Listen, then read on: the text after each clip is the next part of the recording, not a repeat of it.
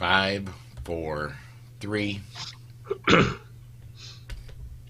everyone, welcome to the weekend edition of The Bullet. My name is Paul Lathrop. I'm the Deputy Director of New Media for the Second Amendment Foundation. Joining me this weekend, first up to my right, Beth Alcazar. She's Pacifiers and Peacemakers, also one of the, my words aren't coming into my brain as quickly as they should. She's one of the lead instructors at USCCA. Have I got that right, Beth? I like that. You can totally say that. Okay. All right. Below Beth is Rob Morse. Of course, he's Self-Defense Gun Stories and the Slow Facts blog. And finally, up above water, he's been exploring things down below for a couple weeks. Rob, thanks for coming along today, man. It's great to be high and dry. If I have to be there, I'm glad to be here with you. All right. Finally, below me is Dan Was. Of course, he's the author of the book series Good Gun, Bad Guy. He's also got his own radio show, The Loaded Mic. Dan, thank you for coming along today. We've got a lot to talk about. Yes, we do. Thanks for having me, and I'm glad to see everybody. All right. As we do get started here, I want to remind everybody as I flip Rob around, I want to remind everybody that if you're watching us on Facebook or YouTube on the Polite Society podcast pages there, you can comment. We'll get your comments, get them up on the air. If you're watching us anywhere else, normally I would say go to Twitter, but Twitter still will not allow my broadcast software to sign in as me. So still go to Facebook, go to YouTube, comment on those videos. We'll get those comments up. Unfortunately, until the things are fixed with Twitter, that's my only options. Let's go ahead and let's get started, guys. The first story up out of New York. This is off the truth about guns. The New York's red flag law has been ruled unconstitutional. I'm going to read just a little bit of the judge's ruling on this one, and then I'm going to go to Dan because Dan's a New York guy. But from the judge's ruling, without the requirement of any input from a medical or mental health expert, the court is required to make a determination of whether the respondent is likely to engage in behavior that would result in serious harm to himself, others, or as in Section 9.39 of the Mental Hygiene Law, under that law, a person's liberty, right, and rights cannot be curtailed unless a physician opines that the person is suffering from a condition likely to result in serious harm. Further, in order to extend that beyond 48 hours, a second doctor's opinion must be obtained, and such opinion must be consistent with the first doctor's opinion. I'm going to really shorten this up and say all that is absent from New York's red flag law, and it's not just doctors that can bring you up on for a red flag protection order. It's also school administrators, teachers, former romantic interests. Almost anybody can bring you up under New York's red flag law. It's not based on whether you're actually harmful or not. It's based on a judge's opinion. Dan, you wrote about this. What's your thoughts on this one, man? Well, a lot of thoughts on this. So I only talk about a couple here, but I just wrote an article in Ammo Land about this. I have a problem with red flag laws to begin with. In their entirety, I think they're just wrong and dangerous. Red flag laws started out of what's called swatting. And what happened was people would see a gun in public and they would just call the cops, and the cops would descend upon the person with the gun. Whether that person was carrying the gun legally or not, people were getting into this habit of just swatting people and causing trouble for gun owners and using police resources, just ineffectively, just abusing the police departments by doing this. So swatting eventually evolved into legislation called extreme risk protection order, where basically you can do the same thing. You can accuse someone of being a risk to themselves or society, and a judge can sign off on your gun rights and say, take the guns away, and then you have to go to court and fight to gain your good name again. Recently here in New York, there have been a whole, I don't know if you guys have heard about this, but across the state there have been a whole number of swatting events, people calling in saying there's going to be shootings at schools all across New York. In my own town it happened. So cops are going crazy, police departments are going crazy trying to vet these false alarms. They have all been false alarms. So this whole thing, swatting, red flag laws, it's all, I suppose maybe the intentions could be good. When it comes from Democrats, I don't believe it is a good intention, but I understand the premise of it, that you want to stop the problem before it happens. But you can't do it like this because it puts good people in danger. Like you said, you could have a bad relationship with someone and they could accuse you of being a risk. So and in my article I made a note that there was a movie called Minority Report. And I guess what it was the idea was that they could read the person's mind to see if they were going to commit a crime. But the problem with red flag laws is this is really just a hypothesis of the person who's making the accusation. It's basically the lawmakers in New York saying, well, we want to be able to arrest you or take your guns away, rather, based on what we think you might do.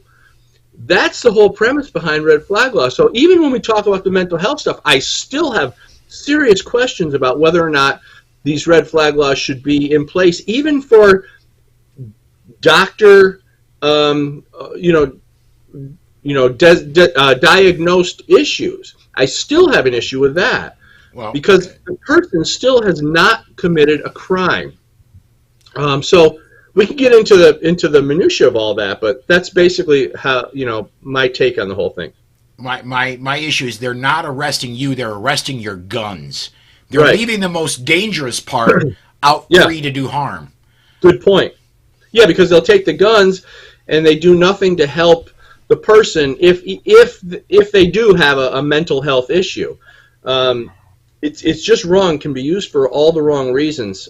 So that's why I'm glad that this judge, and let me make sure I get his name right, Judge Craig Stephen Brown, declared the New York's red flag law unconstitutional since a court cannot determine mental health issues. Like I said, regardless of that, it shouldn't. But anyway, he deemed it unconstitutional.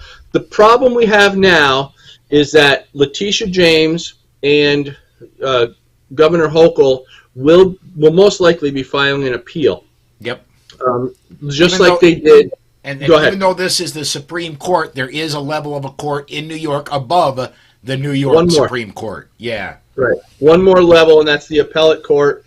And then, as far as I know, it goes out of the state. But so that's what we can plan on, just like they did with the gun laws. Her Concealed Carry Improvement Act was deemed unconstitutional 4 or 5 times, and they're appealing, and they're still playing games and dragging their feet. So. Yeah. Rob, you've got some something up in show notes here. What do you think, man? I like the way the judge put together his legal review. And Walk the Talk America, Jake Wiskerson, Mike Saldini, who are advocates for gun owners that have mental health problems. Hey, don't create a stigma around firearms ownership and mental health. Go get treatment. We have to set a good example rather than make this an untouchable subject. The judge took a similar approach. He said, hey, there are already many laws in place that can force an individual to have a mental health review. Hi, my son appears to be having schizophrenic breaks. I'm concerned. Let's get him treatment right now. Except the red flag laws don't do any of that. They have an entirely different approach of grab the guns, and as you so accurately phrased it, Paul, let's leave the most dangerous element in society, meaning the person in mental health crisis. We're going to leave him free. As you say, we'll arrest his guns. Mm-hmm. That's crazy. And the judge approached it that way. Good for him. And he said, look, for the rest of us who we retain our rights. People go through divorces. These laws get abused routinely. Not only that, as you pointed out, Dan, they get abused like swatting someone. Hey, I don't like this guy. Let's throw a red flag law at them. The judge said, no, we got to do better. It just goes to show you what they're really after. What, like Paul and you, Rob, said the same thing. Arrest the guns. It gives it away. That's exactly what they want. It's really not about mental health. It's not about safety of society. And it's not about caring for people who might have a mental issue. It literally is about gun confiscation. Yeah. Well, and I think along with that, too, we have to consider everything that could potentially be under red flag laws. I mean, what's to stop just reporting people who are, according to someone, having a mental health crisis, whether they're able to make that diagnosis or not? What's to say they're not going to just, I don't know, get them for misuse of their laptop or their cell phone? They're addicted to Instagram. They're using knives improperly. I think I'm getting a little extreme and a little crazy here, but I just can't help but think that in today's day and age, I feel like the language of mental health, we've got this quote here, likely to result in serious harm. Is that even sensible nowadays? We seem to have blurred those lines, because where we have some physicians that might say, oh, well, God forbid you have guns in your home, that's dangerous, let's take them away. Again, not addressing the mental health issues that could be present. What about all these other things that are going on in society that are actually being praised and celebrated, where people are literally having mental health crises and they're being put in public, on camera, and being used to advertise products and being used, to just sell propaganda to children or whomever will listen? And it's like, Bud Light. I'm sorry, was that external? Yeah, I wasn't going to say that. But I mean, we've blurred all those lines now, so that makes me even more frightened that this whole thing is ridiculous. Red flag laws do not protect the people it's intended to, or they say it's intended to protect. All it does is cause a downward spiral. I would have been one of those people who would have been red flagged. I had terrible postpartum depression after my first daughter, and my ex-husband at that time reported me to my doctor and was in some ways making up lies about what was going on and exaggerating truths. But I mean, if I think about that in the context of today, I can't imagine what rights would be restricted, what freedoms would be taken away, what liberties would be questioned for me. And okay, second thing I have to say though, Dan, you brought up the Minority Report, and I can't help but think, what does that look like under 2023 with the kind of artificial intelligence that we have today, with the craziness that we have with deep fakes and with social media? Can you imagine what that would look like for someone to say hypothetically what we're capable of, what they think we're going to do? If they're pulling information from all these sources, true or not, we're all in trouble. That's it. Yeah. We're all in trouble. Yeah, you can't get somebody in trouble for doing something that you think they might do. Exactly. This is the whole crazy thing. And think about all the people that will get caught in that net. Yeah. It's just, well, we all know it's wrong. I hope we've expressed it and explained it enough to people watching who may not understand, because it is as wrong a gun law as it can get. Yes. Well, and under the circumstances of making hypothetical, judgments about people, we shouldn't do that. We can't do that. And ultimately, if you look at psychology, any one of us is capable of violence. Any human being alive is capable of doing something wrong, inappropriate, or legally, wrong by definition. But that doesn't mean we're going to do it. So, yes, the whole premise is wrong. And here's the other thing. We might even have thoughts. And, human beings have thoughts that may not be very desirable thoughts. But the real problem with this is the person didn't actually do anything wrong yet. Yes. If they even will. And this is the whole thing. It's like trying to convict somebody in a way of doing something that they haven't actually done. It just goes beyond. It's just crazy. It's crazy. I want to get a comment in here real fast. this I do not get the name when they're in a Facebook group, but government intervention has proven time and time again they cannot predict behavior and actions without shackles or handcuffs, and that's dead on right there. Yeah, there is something that's changed, and we've all touched on it. I'm not used to this level of virtue signaling. If we go back a decade, this is new. We have people now who threaten others because one of them eats meat and the other doesn't. I mean, look, I understand we mock people who are, fitness freaks and need to tell us about their fitness program. I get it. That's a joke.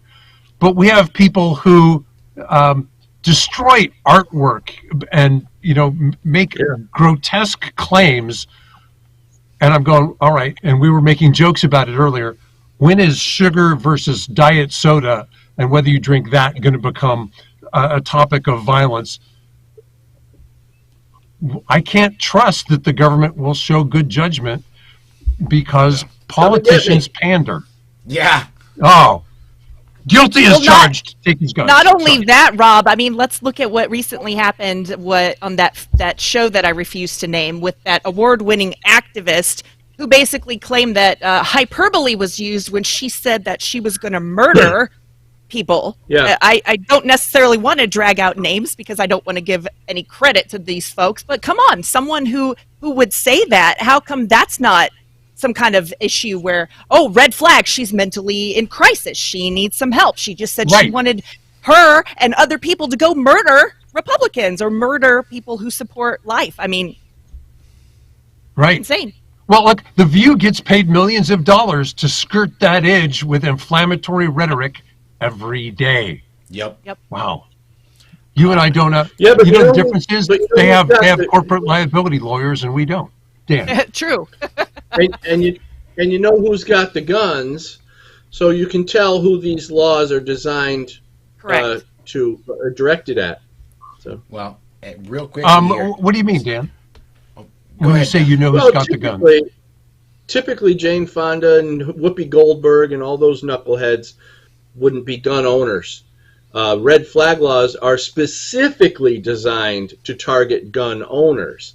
And this is the thing. We talk about the crazies on the left saying these things, but they're not. First of all, the media doesn't go after them in any way, and second of all, they're typically not the gun owners. The laws are created specifically for gun owners, and I would even argue specifically conservatives and Republicans. I want to get a comment in here real quick, and then we're going to move on to our next story. Gun websites over on the YouTube side. If we don't want outlier gun owners used to describe us, I suggest we refrain from only looking at the outliers on the anti-gun side. Most people are normal. Speaking to the extremes misses them. To a point, you're right, but I also give me one. It's gonna take me a second, but I'm gonna tie all this together. John Petrolino checked in, said, "Good afternoon, Patriots." Hey, John. How that ties in is this: our next story is a John Petrolino story, and this one comes off of Bearing Arms. I'm going to, and we're also going to stick with red flag laws. I got to be very careful with this one. So I'm going to start with, I kind of rewrote a bunch of what you did, John, but Nathan Fletcher is a county supervisor for San Diego County, California. He's also an ardent supporter of red flag laws. This week, he found himself in some hot water. I'm not going to state what he's accused of. If you are curious, and I'm getting that link right now, I'm going to put that link in show notes for both Facebook and YouTube viewers. But the comment is up in both Facebook and YouTube now. He is accused of, I think the best thing, the sexual deviancy and a predatory attack, and I'm going to leave it at that. What I like here is that, Rob, your friends over at San Diego County Gun Owners sent a letter to a bunch of different people, the district attorney for San Diego County, the San Diego County Sheriff, the San Diego County Attorney, and the San Diego Police Chief. And I'm just going to read their letter here quick. Law enforcement leaders, as you know, there are many current laws concerning firearms with which our organization disagrees, and we continue to work to get them overturned. I believe we all agree, however, that special treatment of elected officials should never be tolerable. Last week, a lawsuit against Supervisor Nathan Fletcher was filed, which includes accusations of sexual assault and battery, sexual harassment, and other illegal behavior. It's not unusual for those accused of this level of activity to have their concealed carry permit revoked and a gun violence restraining order filed to remove all access to their firearms. In addition to the lawsuit, Supervisor Fletcher released a statement stating he is too mentally unstable to continue with his campaign for state senate, that he is entering treatment for addiction. The purpose of this letter is to ask for an update on the progress to remove Supervisor Fletcher's CCW and to file a GVRO against him. He has been vocal about his support for GVROs and heavily restricting CCW holders, especially when they are accused of violent crimes. I look forward to any progress updates you can provide me. And that was signed by Michael Schwartz, San Diego County Gun Owners. Little bit of gotcha here, but I gotta say, if it's true this guy was such a big proponent of gun violence restraining orders or in pulling CCWs from people who are only accused of crimes, let them taste their own medicine. Yeah. Well, it's a tough one. It's a tough one. My biggest problem with all this is if the person hasn't committed a crime, you or anybody else do not have the authority to determine whether or not they will. It's really that simple. Well, and I'm going to say, as Paul Lathrop, I'm going to say anybody that's going to have their rights removed needs to be found guilty in a court of law, and I'm not going to make an exception for this county prosecutor. Right. And there's a difference. There's a difference when you make an attack, or you actually have an agenda, and you say a threat. Right? When you make a threat, that's a different thing, because we're dealing with that now. There was another transgender person who actually made the threat recently that they were going to shoot up a school. When you make the threat and say you're going to do this, that's a different situation now. You've actually notified the world that you are intent on doing something bad. It's different than someone else thinking you might do something bad. Yeah. Right. Hypothetical versus statement of intent. And, right, yeah. And that is a horribly slippery slope, especially when we get ideologues virtue signaling. Katie, bar the door. It's a bad idea. Beth, you want to share? Well, and I've been sitting here looking over his statement too, and it really bothers me because, talk about the rules for thee and not for me. His statement is very typical of someone who is an abuser, who has done these wrong things. And the very first sentence is, I've been suffering from devastating post-traumatic stress. I really hate it for those who really are suffering from post-traumatic stress, that people like this like to just grab onto that as an excuse for everything. It's not an excuse for anything. Is it an excuse for maybe struggling and having some mental health issues, or, questioning life, or wondering what you can do to be a better person? Sure. But it's not an excuse for carrying out these terrible acts or disobeying the law or doing all these other things that this man has been accused of. So I'm sorry, I got a little bit off on a tangent there, but I just couldn't help but just kind of be angry about how he decided to address these claims and issues. And anyway, it's very typical. Well, and of course, blame addiction or anything else for something where, other than taking personal responsibility for your actions, It's because I've got a post-traumatic distress. I'm pretty sure his distress was he got caught. Yeah.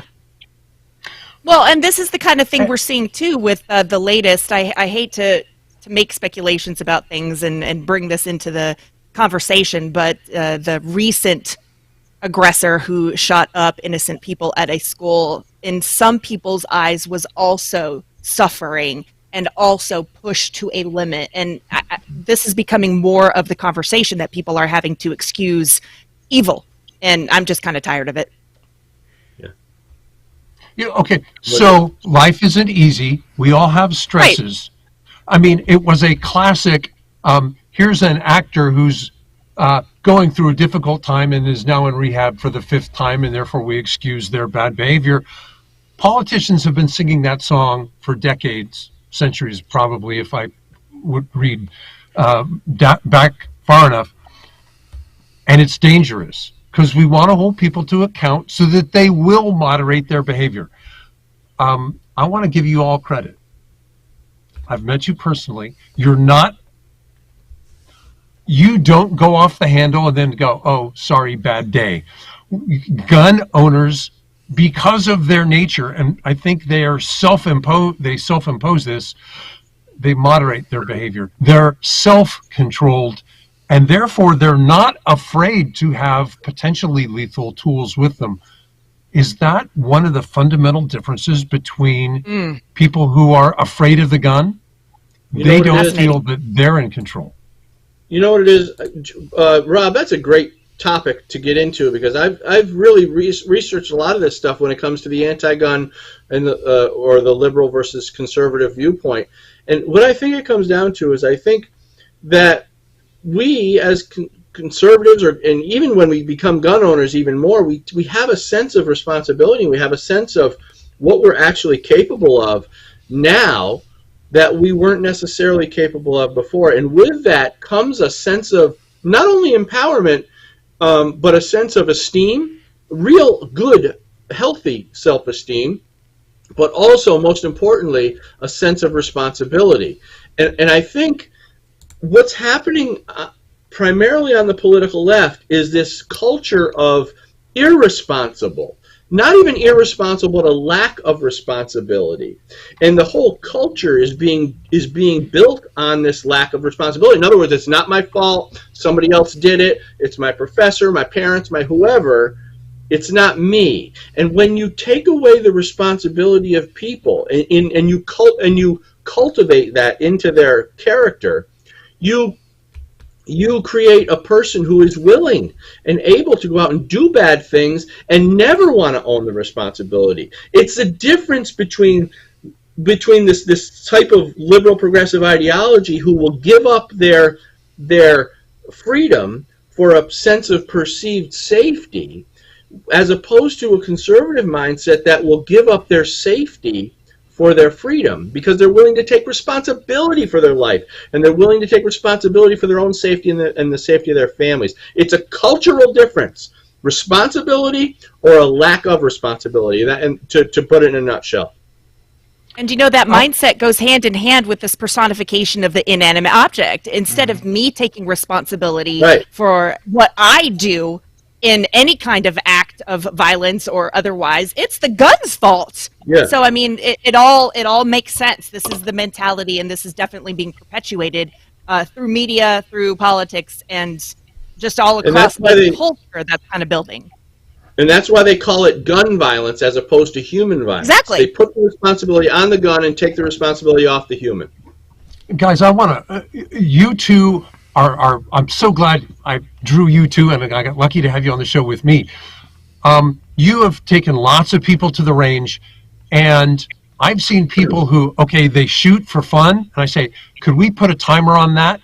And you'd think I'd ask them to take off their clothes and dance in hot brass. There are some people who hate the idea of being measured. And I was going, I'm hearing implied in our conversation, there are people who say, no, not only do I want to be measured for my physical performance, I want to be measured for the performance of my character. I'm going to be responsible. in every way, not only in good situations, but when things are a mess, I'm still responsible. Am I drawing an analogy that's not really there? No, Between being measured for their physical performance and measured for the performance of their character. I think you're pretty much spot on. Let me, if I could, we've gotten all kinds of comments in, and before they get my bad. before they get too Before far I go out of time philosophical, here, this one came off of a Facebook group. Current culture rewards the virtue of victimhood, which is suspiciously easier than taking personal responsibility, which is what Rob was just talking about.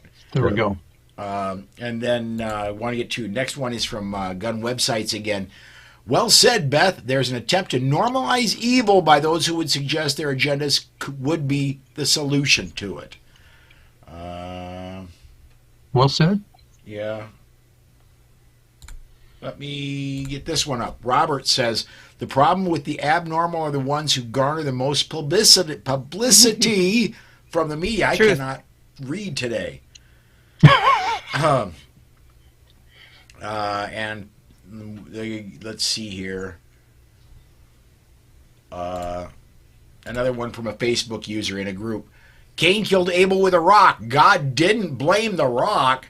And then Robert followed up with, we need to ban assault rocks if it saves just one child. So A rock also took down Goliath. It's not the rock. Right. It's the intent. Absolutely. One more, and this one, we got a press release from Citizens Committee for the Right to Keep and Bear Arms earlier in the week. I kind of took liberties with that. I'm not going to read the press release, but in keeping with our policy of not naming mass killers on the air, I've redacted Bad Guy's name on this story. Bad Guy was in the U.S. Air Force, and in 2012, he was convicted of domestic abuse.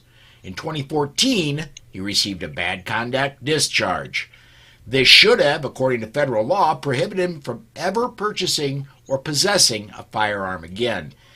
Yet the Air Force neglected to report the bad conduct discharge to NICS, and in April 2016, the killer was able to purchase a rifle that he used to attack a church in Sutherland Springs, Texas on November 5th, 2017. This week, Biden's administration announced a $144 million settlement in cases. There are 5 of them that were filed against the Air Force. Now, let's be clear here. If Obama/Biden's Air Force would have properly reported to NICS, it would have been more difficult for Bad Guy to get a rifle. However, criminals still get guns all the time. It may or may not have stopped the attack altogether. From their press release from Citizens Committee, this from Alan Gottlieb, it was the Biden's responsibility as Barack Obama's gun czar to prevent this sort of thing. Now, more than 10 years later, we're learning that Joe Biden couldn't even do that job right, and the taxpayers will ultimately be paying $144 million for this. Although the crime occurred after Obama and Biden left office, they, Biden and Obama, have to own this tragedy because the Air Force follow-up and subsequent gun purchases all happened on their watch. I don't expect Biden to all of a sudden change his tune and become pro-gun. I don't expect him to take responsibility for this.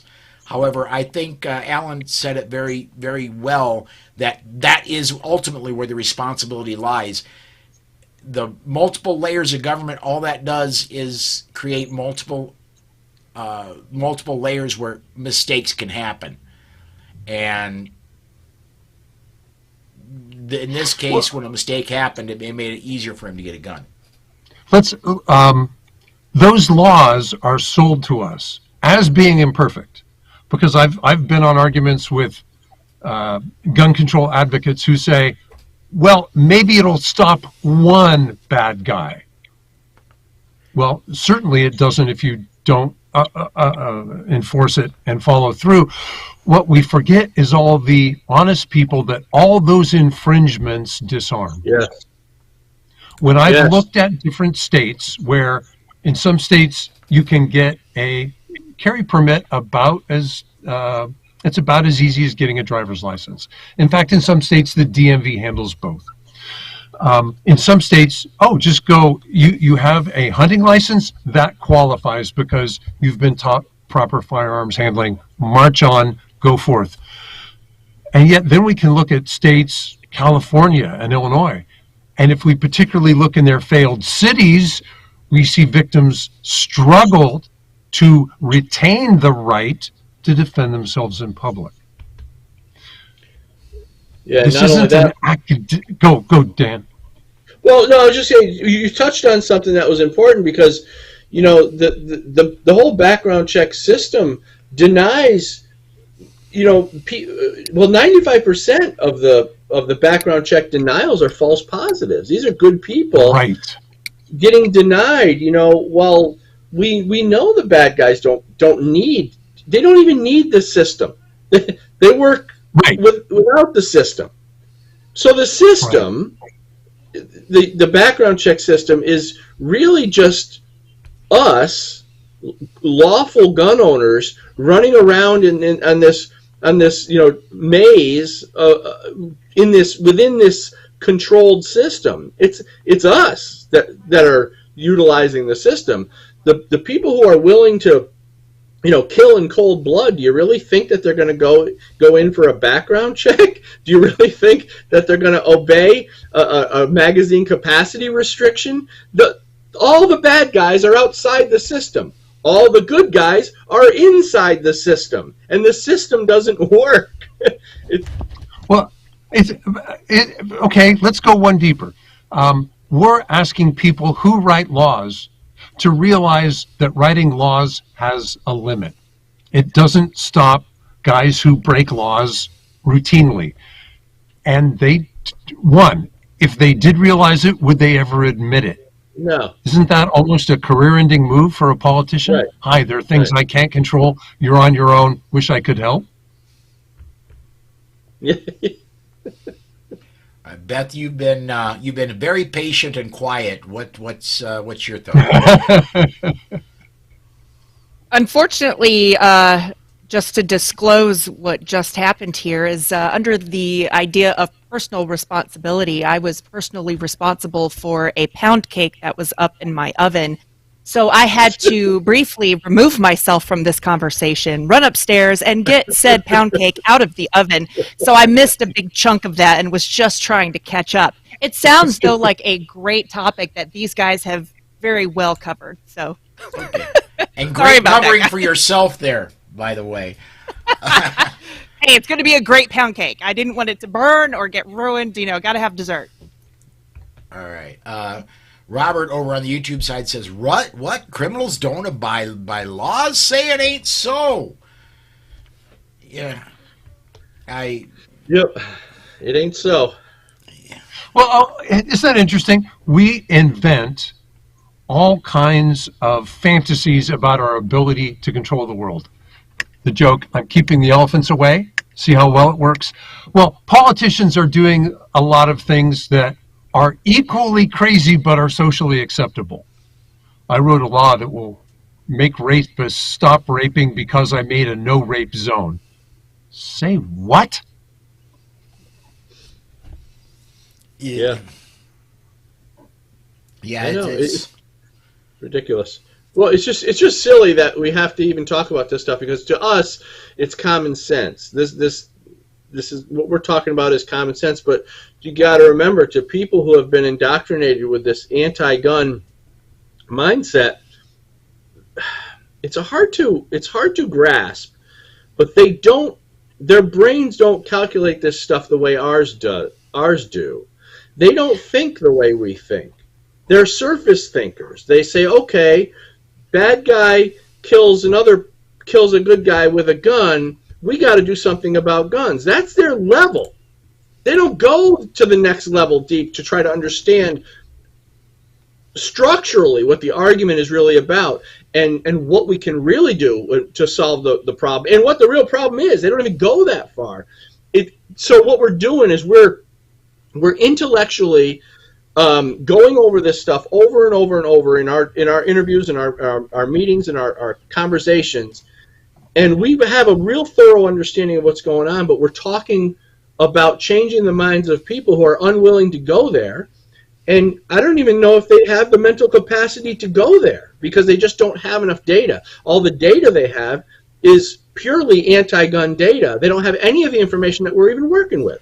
I don't know that they have any data, period, Dan. I think what they have are emotions.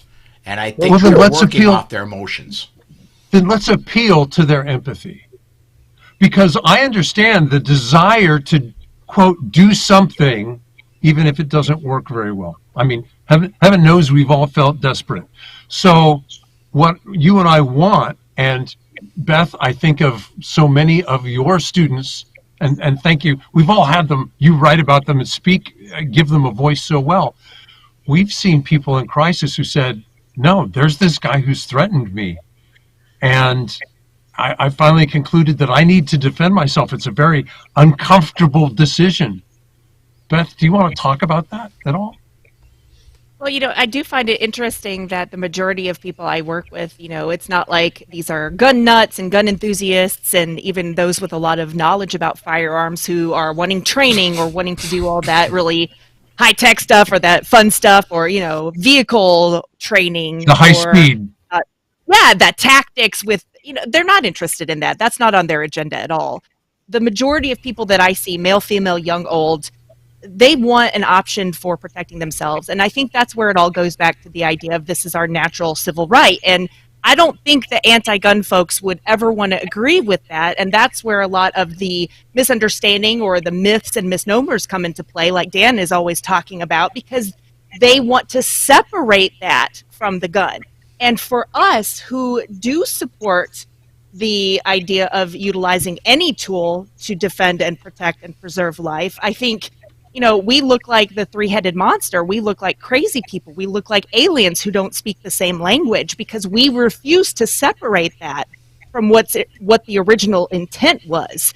And back to the idea of intent, it doesn't matter if you want to use this pen or if you want to use a firearm. You have a right to do whatever is necessary under those circumstances to protect yourself or those you love. And again, those are the students that I see the majority of. Those are the people, and having those conversations with them day in, day out makes all this other stuff just insane. These people apparently have not been exposed to the truth of folks that are desperate. They don't want to sit hopeless and helpless waiting for help to arrive. I mean, I have schools, I have teachers, I have parents reaching out to me saying, what do we do to better prepare ourselves? That's what it's all about. It's better preparation for the preservation of life. And the anti-gun do not want to see that way or have that conversation that way because it destroys all their little laws and all their silly little things that they're trying to do. And it makes it absolutely asinine, which is exactly what we're saying. And they just don't see it. And I think gun websites, I think Pete agrees with you. You just commented Dan's point about surface thinking. Is there an angle to challenge the anti-gun types to challenge their real ambitions? Like Rob said, their desire to help is there. Don't challenge it, harness it. So the question is there an angle to challenge the anti-gun types? Is there an angle to challenge them on their position? What I've found is that the best way for people to change their position is to actually be in a situation where their life could be in danger, where there's an actual fear of losing their life that's stronger than a fear of a gun. So what they've got this really strong fear of guns, but they've never experienced what it's like to be either under attack or in a dangerous situation. And so that fear level of them actually switching and saying, yeah, I want a gun, never rises to the height of fear that they've already been cultivated to have toward guns. Does that make sense? Well, and I think, Dan, you got one more level there, and there's and that may be the highest level of all. They would have to admit, I may have been wrong. Yeah. It's exactly. And that's another thing is we as human beings generally, and it goes back to that self-esteem thing, generally we don't want to admit that we're wrong, especially if we've held a belief for our entire life, and we'd have to admit that that belief that we've thought about our entire life has been wrong. Because what does that mean about us as a person, our character? We take a real hit to our character when we do that. It's exactly what happened to me. It's exactly how I became part of this conversation years ago, is because I was on the anti-gun side, and I was able, because we had an incident, I was able to completely change the way I think and admit that I was wrong in the way I was thinking. And then everything opened up, and my whole life opened up, and I was able to see things differently. But that's the point. We don't, as people, always want to admit, because we think that it means something bad about us and our character. Yeah, you're absolutely right. I do want to move on. We got one more story here. Well, we got two that we could cover, but I definitely want to get this one in. Texas gun owners are turning to the legislature to protect the privacy of their gun purchases. Up until recently, these items were coded as miscellaneous or sporting goods in credit card transaction, but there's an effort to specify when you purchase firearms and ammo. When you purchase anything with your credit card, the electronic transaction includes what's called a merchant category code. And this, I'll see, I'm going to go ahead and leave this here. It's actually a very anti-gun story. I'm going to go ahead and set the actual story aside here and kind of summarize. Texas legislature is trying to put through a law saying that credit card companies cannot use a firearm-specific merchant category code. And I absolutely, I think it's great. I think there should be not only that law, but a hefty fine if they do. The main argument against it is, well, the police want this, and I've yet to find a single quote from a law enforcement officer yet who actually wants this. Even if they did, so what? It's nobody's business. Well, and it's pointless. It's pointless. I'm looking at this statement, and it says, State Representative John Bryant says, my desire is to stop seeing our children murdered in the schoolhouse. By tracking charges? That makes zero sense whatsoever. It's ludicrous to think that that's going to be at any way beneficial. I mean, let's substitute that for fast food. Let's track fast food charges and see how many times you stop at McDonald's or those very unhealthy places for those greasy French fries. And now let's change his quote. My desire is to stop seeing our children becoming healthy and unhealthy and obese. They have nothing to do with each other. It's absolutely ludicrous. There will be no benefit from that. But it's a good opportunity for them to use the anti-gun rhetoric and propaganda. Yeah. It is a soundbite that sells. Okay, yeah, you guys have inspired me, because when I think of the students that you see every week, their story is the story that isn't being told.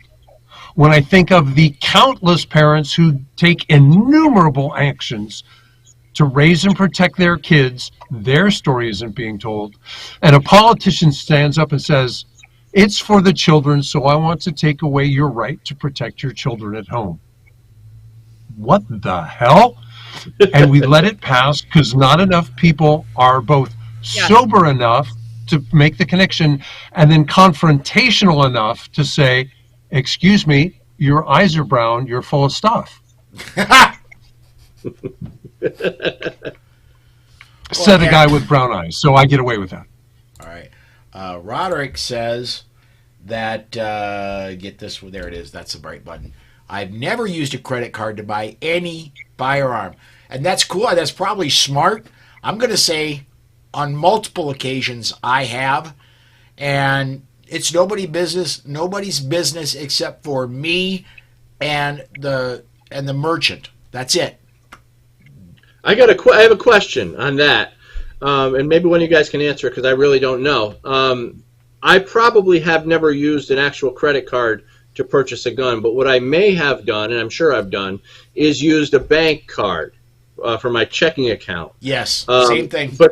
But that bank card also says Visa on it. So does that qualify as the same thing, or are we just talking? Okay. No. Well, and look how this goes back to the red flag laws, and it goes back to all we've been talking about earlier about the hypothetical. What are they going to do? So they start tracking purchases. Now what? Oh, you've bought one. Oh, we put you on this list. You've bought two. We put you on this list. You've bought multiple in 1 year. You're on this list. And what does that help you hypothetically decide who's going to do, nefarious things? I mean, or are you going to use your red flag laws and say, oh, well, we just noted that this guy just purchased 3 firearms in 3 years. He's definitely, criminal intent, no doubt. Right.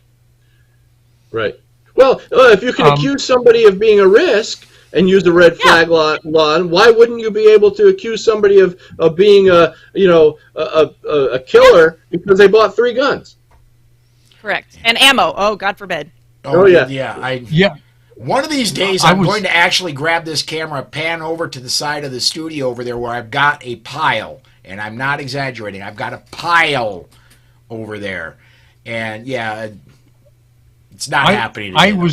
I was competing 3 or 4 times a month and buying ammunition in 1,000-round lots and going through a lot of it. I loved it, and boy, I'm surprised.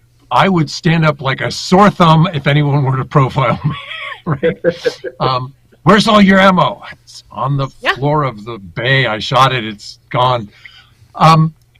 Let's back up. Florida did something about this issue. They said, dear bank, if you report someone for a lawful activity, like buying a gun or ammunition, it's up to you, but it's a $10,000 fine per event. Now, here's what's interesting. A bank looks at that and goes, is that the shipping company that passed through Florida and therefore were liable? Is it the ammunition that was manufactured in Florida? Was it the Florida resident? Was it the person who was perhaps not a resident but now living in Florida and took delivery in that address? And they said, we can't sort that out. We'll just stop reporting because those other things are far too difficult to track and may give us a legal liability we can't control. So Texas is, as usual, Texas was what, the 24th state to get constitutional carry? They're boldly going where other states have gone before. Thank you, Texas. Would you live up to your reputation rather than being a Me Too state? Yes, I'm going to, and one other thing I want to put, this merchant category code, if I were to go, and I'm going to use examples out of my hometown here. If I were to go and spend $1,000 at Bob's Guns on West 41st Street, then it's fairly certain that I'm going to be getting either ammunition or a firearm or accessories or something like that. If I go and spend $1,000 at Shields, I could be buying guns. I could also be buying a kayak. I could be buying exercise equipment. I could be buying all kinds of things that are not firearms or firearms related. And all the merchant category code does is say that this is definitely a gun shop and this is a sporting goods shop, and you don't get what they bought. You just get where they purchased. Right. There's still a lot of general stores in rural America where you can go buy food, medicine, firearms, pharmaceuticals. They're the store, They are the town access to the world. So yeah, this has been a few months ago, but there was a picture floating around on Facebook, and I wish this was in my hometown. There's a store. It's a donut shop and gun store. I mean, is there a more perfect place in the world? There you go. And that's even got sprinkles on it, Beth. That's kind. That's my mouse pad, by the way. I figured, but it is a beautiful thing. Thank you. All right, we are coming up on the top of the hour. I'm going to start with Rob, and I'll work my way back. But Rob, if you would, please tell us about Self-Defense Gun Stories, your blog, anything else you want to plug, bud. Right. I host the Self-Defense Gun Stories podcast. I try and keep that to a little snack food of audio, 20 minutes or less. In contrast, I'm a co-host on the Second Amendment Foundation's Polite Society podcast. Paul's the host, and that runs 90 minutes, both of those once a week. My blog is at slowfacts.wordpress.com. 2,100 articles. You might find something that's interesting. My writing is often picked up from there and carried at Ammoland Shooting Sports News. I write the Armed Citizens column there, and my editorials now go up at OpsLens. Very cool. Dan, the Loaded Mic, also your book series, man. Anything else you want to plug? Now's your chance. Well, thank you. My book series, Good Gun, Bad Guys, right over my shoulder. 3-book series. I hope everybody checks it out. The reviews and the feedback I've gotten on the book series so far has been unbelievable. Everybody seems to love it. So check that out at goodgunbadguy.com. My web show, The Loaded Mic, is at loadedmic.com. What a blast. We have the most fun you've ever seen on camera. It's very 2A heavy, but we get into politics of the day. My co-hosts are just absolutely hysterical. So we have fun on the Loaded Mic, loadedmic.com. I'm also just a couple real quick. I write for Ammoland. Check out my writing there. I write for now this new organization called News 2A. Check them out. And I also just started a Substack where I will be posting some of my articles. Keep people updated on Second Amendment stuff. So go to find my Substack and sign up with your email, and I'll keep you updated on Second Amendment stuff. Very cool. And I've got, I think I've got the one that doesn't green out on the green screen here. I got Good Gun, Bad Guy 2 right here. And my copy, incidentally, is signed. So, yeah, eat your heart out. Beth, Watch him pop that up on eBay. Watch out.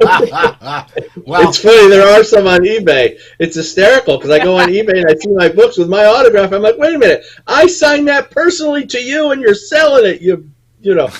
That's terrible. Heartbreaking. If I need to round out my retirement fund, maybe I'll have to think about that. But no, it's going to stay right here. So I wouldn't retire on it. But, well. I think I could at least get a Big Mac out of it, but at any rate. And we're going to track that purchase. Yes. Beth, Pacifiers and Peacemakers, anything else you want to plug? Well, yeah, I'm still active with, of course, USCCA as editor-at-large, whatever the heck that means. It means I get to do fun stuff with teaching all over the United States, and I get a big part of the award-winning Concealed Carry magazine, and our children's curriculum, which I wrote, is actually officially supposed to be coming out on April the 11th. So Children's Firearms and Safety Fundamentals will be my second book, my first being Women's Handgun and Self-Defense Fundamentals. I can't remember my own books, and it's been such a joy to work on all of those. They're very personal and very special to me, and I can't wait for other people to get out there and get the knowledge that they want, that they crave, and have the supplies that they need to get our next generation involved as early as possible so that we can make sure to normalize firearms and dispel all those myths and get our children with a good sense of understanding and responsibility when it comes to guns, whether or not people choose to have them in their homes. So super excited about that. You can also, of course, find me on social media at Pacifiers and Peacemakers with Beth Alcazar on Facebook. And for some reason, it's just Beth619. It's my birthday on Instagram. I post a lot of events or interesting things or wherever I am, whatever I'm teaching or whatever comes to mind. I am a mom after all, so sometimes I do get distracted by things like donuts and pound cake. Pound cake. All right. On my side, I want to thank everybody for watching. Thank everybody for listening. All podcast listeners, thank you for listening. This is going to wrap up my broadcast week. And happy Easter, everybody. I didn't get that in at the beginning of the show, but tomorrow is Easter. If you are I don't want to, just happy Easter. I'm going to leave it there. Thanks again, everybody. That's going to wrap it up for today. We'll see you